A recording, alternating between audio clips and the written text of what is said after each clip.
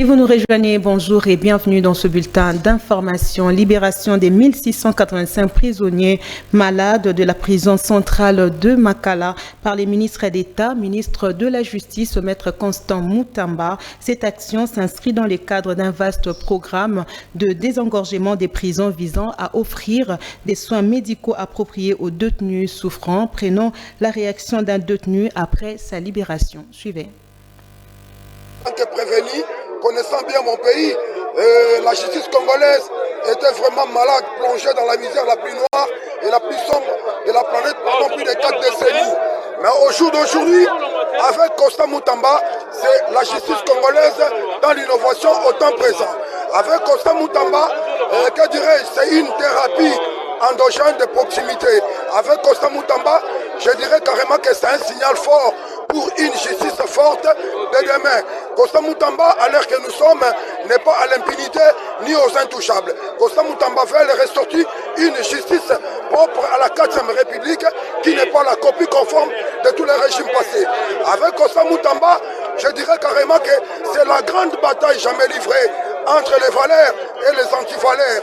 Nous demandons à son Excellence, Monsieur le Président de la République, de bien confier sa mission à Constant Moutamba parce que nous avons dit le renouvellement de la classe politique ne consiste pas à remplacer des vieux par des jeunes, ni des anciens par des nouveaux, mais cela demande tout simplement à renverser l'échelle des valeurs, en remplaçant la moralité par l'immoralité par la moralité, l'étraitisme par le patriotisme.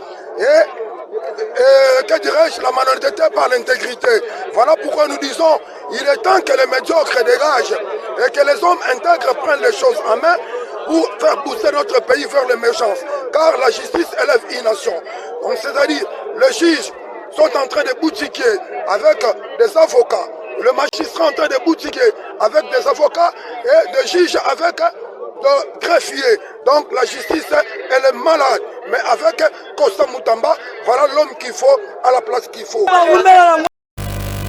Et puis 5 criminels, parmi lesquels 4 hommes et une femme qui opèrent dans les districts du Moamba, sémant la terreur dans les chefs de la population, sont dans les filets de la police nationale congolaise. C'est le colonel Mohamed Moulamba Kassongo, commandant du district du Moamba, qui a arrêté et présenté ce criminel à la population. Suivez.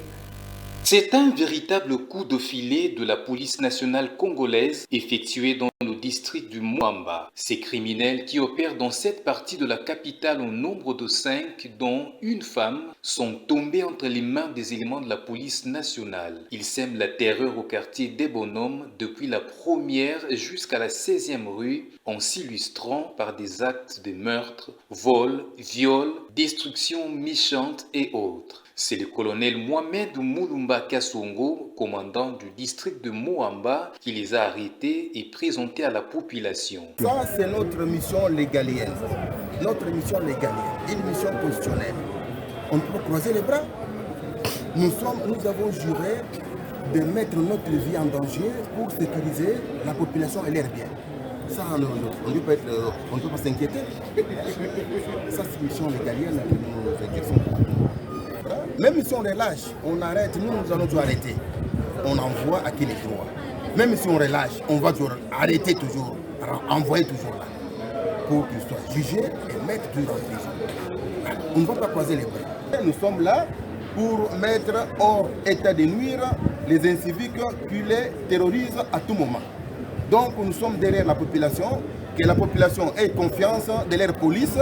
C'est une mission là, une police qui est là, une police de proximité. Nous sommes là à côté d'eux pour les intervenir à tout moment où il y a un besoin. Il faut dire que quelques victimes étaient présentes pour dénoncer des actes qu'elles ont subis. Très dangereux. Lelo makambo ezwa biso. Bapomela biso ndeko la biso mobali, père de famille, oyo atiki mwana moko et moi fille à 17 ans et puis le petit garçon a 3 ans.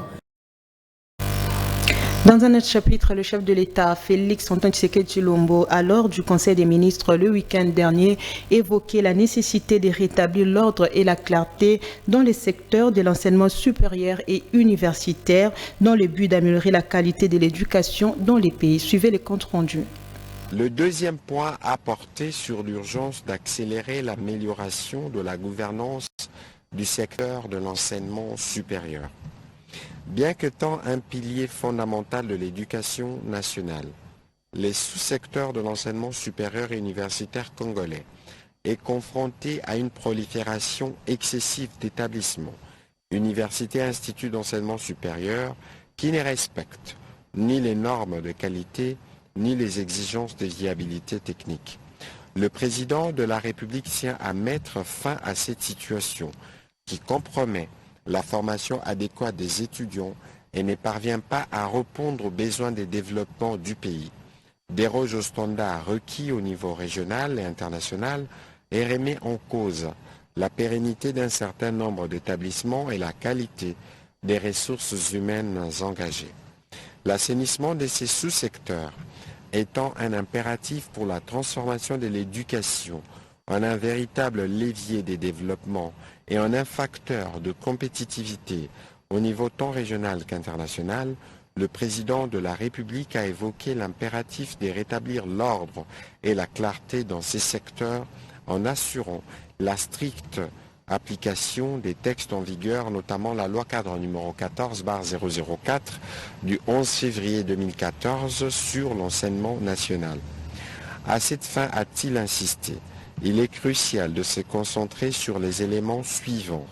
Le respect des critères de viabilité des infrastructures et établissements d'enseignement supérieur et universitaire, la stricte observance des conditions définies dans la loi numéro 18/038 du 29 décembre 2018 portant statut du personnel de l'enseignement supérieur universitaire de la recherche scientifique en termes de gestion de la carrière du personnel administratif, scientifique et académique, l'amélioration des conditions de travail des enseignants et chercheurs dont les processus est lancé. Par conséquent, le président de la République a invité la ministre de l'Enseignement supérieur et universitaire à initier l'évaluation des recommandations issues des États généraux de l'enseignement supérieur et universitaire. À la Chambre haute du Parlement, les sénateurs ont adopté pour la énième fois le projet de loi portant autorisation de la prorogation de l'état des sièges dans les provinces du Nord Kivu et de l'Ituri en présence du ministre de la Justice, Constant Mutamba, représentant le gouvernement. Sur les 74 votants, 69 membres ont voté pour, 3 contre et 2 se sont abstenus. Shadrack Tinta et Chico Mukenzi pour le reportage. Pour sa première plénière à la tête du Sénat, Samalou Konde, président de la Chambre haute du Parlement, et les sénateurs devraient statuer sur l'un des dossiers sensibles du pays. Proroger ou pas, l'état des sièges dans les provinces du Nord Kivu et de l'Ituri. Avant de passer au vote, le président du Sénat a autorisé les ministres de la Justice et garde de Sceaux, Constant Mutamba, à procéder à l'économie de ces projets de loi au nom du chef de l'État. Étant donné que l'objectif recherché par l'instauration de ce régime n'est pas à ces jours encore totalement atteint, l'état des sièges, conformément à l'article 144 de la Constitution, se voit être prorogé tous les 15 jours depuis son instauration sur autorisation du Parlement saisi par son Excellence Monsieur le Président de la République, chef de l'État, après décision du Conseil des ministres. Pour leur part, les sénateurs ont voté oui à la prorogation. Pour l'honorable Clément Mouya Mouboyaï, il n'y avait donc aucune raison que cet état des sièges ne soit pas prorogé. Aujourd'hui, il tient de signaler tout de même qu'il y a ce qu'on déplore sur terrain. Et ce qu'on déplore sur terrain n'a pas pour cause l'état des sièges, mais c'est plutôt le comportement de certains animateurs. L'élu de Kananga a par la suite sollicité un état des lieux de cet état des sièges dans le but de l'évaluer convenablement.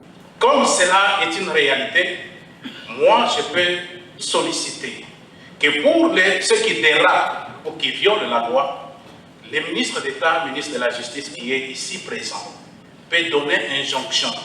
Sinon, ce n'est pas au procureur général, mais plutôt à l'auditeur, de pouvoir mettre en mouvement une action pénale contre ceux qui violent la loi.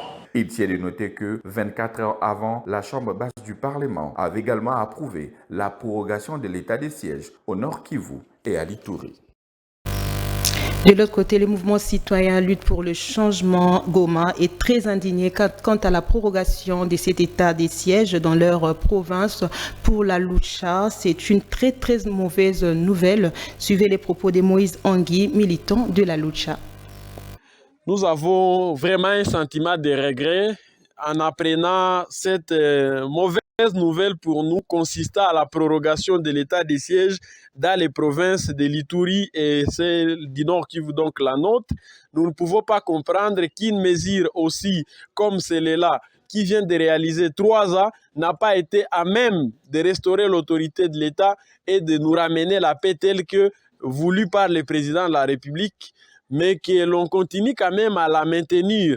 Les autorités de l'état des sièges, les animateurs de cette mesure ont lamentablement échoué. C'est pour cette raison que nous pensons à notre niveau, ça ne vaut plus la peine de proroger cette mesure. Il est temps qu'on lève l'état des sièges et que l'on envisage d'autres mesures qui puissent nous permettre de ramener la paix. Les militaires aujourd'hui se concentrent sur autre chose que de se donner pour la mission laquelle leur a permis d'être là. Donc pour nous, c'est vraiment une très mauvaise nouvelle que nous accueillons pas vraiment à bras ouverts. Nous faisons également savoir que cette mesure est utilisée depuis longtemps comme un outil de répression des voix critiques et dissidentes. L'état des sièges aujourd'hui sert d'instrument de répression et de représailles des activistes des droits humains et des acteurs politiques au niveau de la province du Nord Kivu. Nous sommes aussi en train de constater qu'il y a plutôt une diversion de la part des animateurs de l'état des sièges. En lieu et place de nous ramener la paix et d'imposer l'autorité de l'État, ils se concentrent à mobiliser les recettes et à faire autre chose. Raison pour laquelle, à notre niveau, nous accueillons très mal cette mesure. Nous invitons par contre le président de la République à lever simplement et purement cette mesure qui a lamentablement échoué. Ça ne vaut plus la peine de proroger l'état des sièges qui n'a pas donné les résultats escomptés, les fruits tant entendus. Donc c'est vraiment pour nous un non-événement, cette nouvelle prorogation de l'état des sièges. Nous invitons plutôt les 2 chambres à revenir à la raison, le président de la République aussi à surseoir la dite mesure. Fin complète de cette session d'information. Merci de nous avoir suivis. Au revoir.